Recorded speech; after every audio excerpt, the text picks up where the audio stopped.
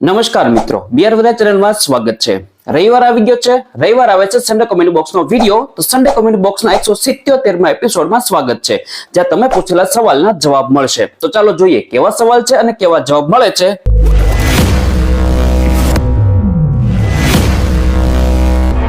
તો પહેલો સવાલ છે એ ફેક્ટ માસ્ટર લખે છે કે સાહેબ 6 to 8 માં જો સામાજિક વિજ્ઞાન વાળાની તમામ પ્રોસેસ પૂર્ણ થઈ જાય તો એ લોકોને પહેલા હાજર કરશે કે બધાને એક સાથે હાજર કરશે।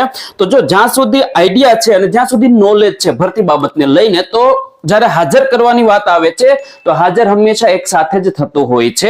હા, પ્રોસેસમાં કદાચ વિષયમાં થોડુંક આમથી આમ બે બી બની શકે એવું માની શકીએ આપણે, પણ જ્યારે હાજર કરવાની વાત થતી હોય છે ત્યારે હંમેશા છે એ બધા જ ઉમેદવારોને એક સાથે હાજર કરતા હોય છે, કેમ કે સિનિયોરિટીનો પ્રશ્ન આવીને ઉપસ્થિત થાય એટલા માટે છે મોટા ભાગે એક સાથે જ બધાને હાજર કરવાની પ્રોસેસ થતી હોય છે। તો સેમ એ પ્રમાણે જોવા જઈએ તો આની અંદર પણ તમને છે એક સાથે હાજર કરવાની પ્રોસેસ થઈ શકે। ત્યારબાદ આગળનો સવાલ છે ખુશ્બુ પટેલ લખે છે કે સાહેબ ઉચ્ચતર માધ્યમિકનું વેટિંગ આવી ગયું છે, પણ સ્કૂલ પસંદગી આવતા કેટલો સમય લાગશે? અરાઉન્ડ તમે છે 1 વીક અથવા તો 2 વીક જેટલો સમય ગણી શકો છો ખુશ્બુ પટેલ બેન, કેમ કે જોવા જઈએ તો હવે માધ્યમિક ગ્રાન્ટેડ નું છે એ વેટિંગ આવવાનું બાકી છે। ઉચ્ચતરનું બંનેનું વેટિંગ આવી ગયું છે, સરકારી માધ્યમિકનું વેટિંગ આવી ગયું છે, તો હવે ખાલી ગ્રાન્ટેડ માધ્યમિકનું વેટિંગ આવવાનું બાકી છે, જે આવતા વીકની અંદર છે એ મંગળ બુધવાર સુધીમાં આવવાની શક્યતા દેખાઈ રહી છે, એ વાત સંભળાણી છે। તો ત્યાં સુધીમાં જો એનું આવી જશે તો એના આગામી સમયની અંદર તમારી પ્રોસેસ જે છે શાળા પસંદગી બાબતની, શાળાનું લિસ્ટ જાહેર થવું છે, શાળાની પ્રોસેસ જાહેર થવી છે, બધું છે એ આવતા વીકના એન્ડ સુધીમાં અથવા તો એના પછીના વીકમાં છે એ પ્રોસેસ શરૂ થઈ જશે। એટલે વધી મેં તમને કીધું એ મુજબ 2 વીક જેટલો સમય તમે ગણી શકો છો। પછી જો એ કેટલો એક્ઝેક્ટ સમય લગાડે છે એ તો આવનારા સમયમાં ખબર પડે છે। ત્યારબાદ આગળનો સવાલ છે મનીષ સર 98 લખે છે કે સાહેબ શ્રી નમસ્કાર, હાલ ઉચ્ચતરમાં સરકારી અને ગ્રાન્ટેડનું વેટિંગ આવ્યું, જો કોઈ ઉમેદવાર સરકારીમાંથી ગ્રાન્ટેડ જાય તો બોન્ડ ભરવો પડે? તો જો મનીષભાઈ એક વસ્તુ ક્લિયર સમજજો, બોન્ડ છે એ સમાન કેડર માટે ભરવાપાત્ર થતો હોય છે, એટલે કે તમે સમાન કેડરમાંથી 9-10 માંથી 9-10, 11-12 માંથી 11-12, 6-8 માંથી 6-8 માં એ રીતની તમે જોબની અંદર જાઓ છો 3 વર્ષના સમયની અંદર, તો તમારે બોન્ડ ભરવો પડતો હોય છે। અને રહી વાત આ ભરતી બાબતની લઈ, તો આ ભરતીમાં બી ઘણા ખરા ઉમેદવારો એવા બી છે કે જેમને ગ્રાન્ટેડ માધ્યમિકમાં લાગી ગયો છે, તો સરકારી માધ્યમિકની અંદર વેટિંગમાં નામ આવ્યું હશે, તો શું હવે એ લોકો સરકારી માધ્યમિકના વેટિંગને આધારે સરકારી માધ્યમિકમાં જાય તો એમને બોન્ડ ભરવો પડે કે નહીં? તો જો આવા સંજોગોમાં જ્યાં સુધી આઈડિયા છે એના આધારે કહું છું, ફાઇનલ નથી કહેતો, આઈડિયા પ્રમાણે કહું છું કે પોસિબિલિટી બને કે એ લોકોએ છે એ ફોર્મ બોન્ડ ભરવો પડતો હોતો નથી, કેમ કે એ પ્રોસેસના ભાગ સ્વરૂપે વેટિંગમાં એનું નામ આવ્યું છે એવું બની શકે। પછી આના માટે જો કદાચ બોન્ડ ભરવો પડે એવી સ્થિતિ આવે તો એ તો હવે ભરતી બોર્ડ જ જાણે, એ બાબતે લઈને એને જો કોઈ સૂચના જાહેર બહાર પડશે તો વધુ અનુકૂળતા રહે। બાકી જોવા જઈએ તો જેમ નિયમ છે એ પ્રમાણે કહીએ તો સમાન કેડરમાં તમારે છે બોન્ડ ભરવો પડતો હોય છે।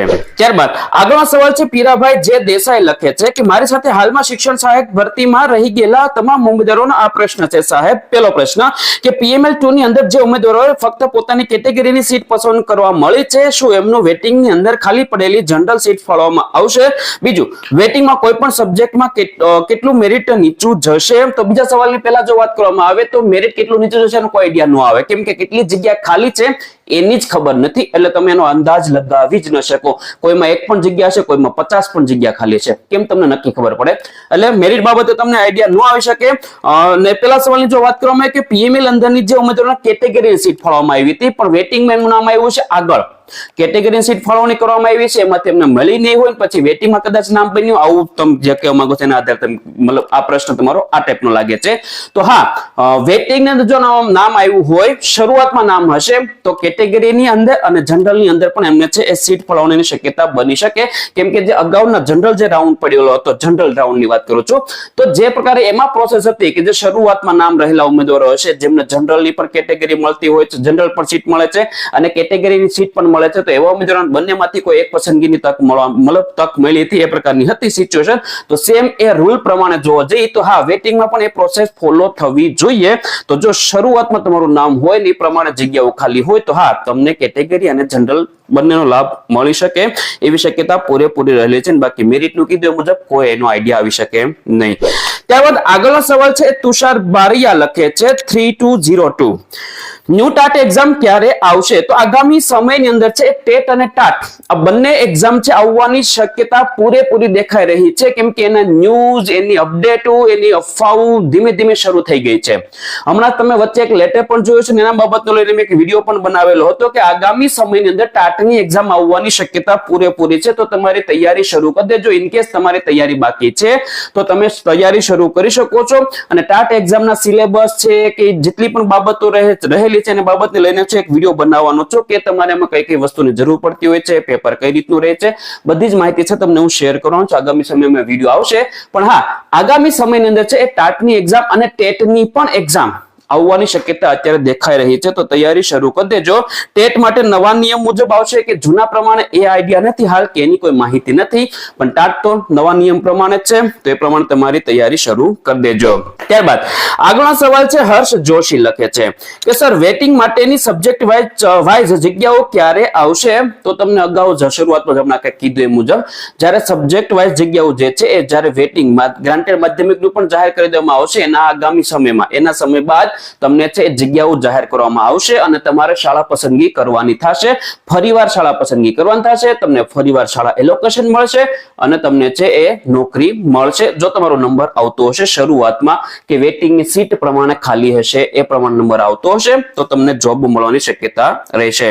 ત્યારબાદ આગળનો સવાલ છે કોઈ યુઝર કરીને કહે છે કે સર પ્લીઝ એક સવાલનો જવાબ આપશો. જનરલ કેટેગરી હોવાથી 128.50 માર્ક્સથી ફક્ત સેકન્ડરી જીઆઈએ માં જ ઇંગ્લિશ વિશે મેરિટમાં નંબર આવેલો હતો. સેકન્ડરી જીઆઈએ માં જનરલ કેટેગરી 128.50 માર્ક્સ હતા પણ સ્કૂલ ઓછી સિલેક્ટ થવાથી સ્કૂલ મળી નહીં ને જનરલ 127 માર્ક્સ કેન્ડિડેટ જનરલને સ્કૂલ મળી છે. તો સર સેકન્ડરી જીઆઈએ માં વેટિંગ લિસ્ટમાં 128.50 માર્ક્સનો નંબર આવશે? જવાબ આપવા મહેરબાની. તો જો ભાઈ જે કોઈ પણ તમારું નામ હોય એ સિમ્પલ વસ્તુ સમજો, જે મેરિટ જ્યાં બી અટક્યું હોય છે જે વિષયનું એ વિષયના એ મેરિટથી જ નીચેના ઉમેદવારોનો છે એ વારો આવતો હોય છે વેટિંગની અંદર. આ એક ક્લિયર સમજજો. બીજી વસ્તુ, તમારા કિસ્સામાં એવું લાગે છે કે તમે લિમિટેડ શાળા પસંદગી કરેલી હશે અને જો એવો કિસ્સો હશે લિમિટેડ શાળા પસંદગી કરવાનો તો તમે ભરતીમાંથી બાકાત થઈ જશો. સિમ્પલ વસ્તુ છે, નિયમ એમાં લખેલો હતો જ કે તમે લિમિટેડ શાળા પસંદગી કરશો તો તમે છે એ ભરતીમાંથી બાકાત થઈ જશો. જો તમને તમારા મેરિટ ક્રમ પ્રેફરન્સના ધોરણે શાળા નહીં મળે તો તમને આગામી સમયમાં કોઈ પણ પ્રકારની છે પ્રોસેસમાં ભાગ તમે લઈ શકશો નહીં. અને તમે જે કહો છો એ કિસ્સામાં તો સેમ એ જ વસ્તુ લાગે છે, કેમ કે 127 માર્ક્સ વાળો જે ઉમેદવાર છે એ પણ જનરલ છે અને એને સીટ મળી છે, તમને સીટ મળી નથી 128.50 હોવા છતાં. તો આ કિસ્સામાં આ જ એક પોસિબિલિટી છે કે તમે છે એ લિમિટેડ શાળા પસંદગી કરી હશે અને લિમિટેડ શાળા પસંદગી થવાથી તમે ભરતીમાંથી બાકાત થઈ ગયા છો. હવે તમને આગામી કોઈ પણ પ્રકારની પ્રોસેસમાં તમે ભાગ લઈ શકો નહીં. ત્યારબાદ આગળનો છેલ્લો સવાલ છે એ અખ્તર મેમન લખે છે કે માનની સાહેબ જો 70-30 નો ચુકાદો વિરુદ્ધમાં જાય તો તેની શું અસર થશે અને શું નવેસરથી મેરિટ બનશે? હાલ લાગી ગયેલા ઉમેદવારોનું શું થશે? તો સિમ્પલ એક જ વસ્તુ છે, જો 70-30 નો ચુકાદો 70-30 ના તરફેણમાં આવે તો બધાને પ્રોબ્લેમ થાય. આ સિમ્પલ વસ્તુ છે. પણ જે કેસ જે રીતનો ચાલ્યો છે એટલો સમય સુધી ચાલ્યો છે તો લાગતું નથી કે 70-30 ના છે એ તરફેણમાં ચુકાદો આવી શકે. તો એટલી બધી કોઈ ટેન્શન લેવા જેવી જરૂર નથી. પણ હા, જેમ કીધું એ મુજબ જો 70-30 ના તરફેણમાં ચુકાદો આવી શકે તો હા, પ્રોસેસ બધી નવેસરથી થાય. બધી જ જાહેરાત કે જે કઈ પણ ગણો એ બધી જ વસ્તુઓ છે નવેસરથી પહેલેથી શરૂ કરવી પડે, કેમ કે જેટલી પણ આ ભરતી થઈ છે એ નવી ટાટની એક્ઝામને આધારે થઈ છે, નવા નિયમ પ્રમાણે લેવાયેલી એક્ઝામના આધારે થઈ છે. તો અને નવા સિસ્ટમથી લેવાયેલી છે, માર્ક્સ આધારિત ભરતી થયેલી છે. તો આ બધી સિચ્યુએશનમાં જો જઈએ તો હા, 70-30 ના તરફેણમાં ચુકાદો આવવાથી પ્રોબ્લેમ થવાની શક્યતા પૂરેપૂરી રહે જ છે. જેટલા પણ ઉમેદવારો લાગી ગયેલા છે એટલા ઉમેદવારો માટે.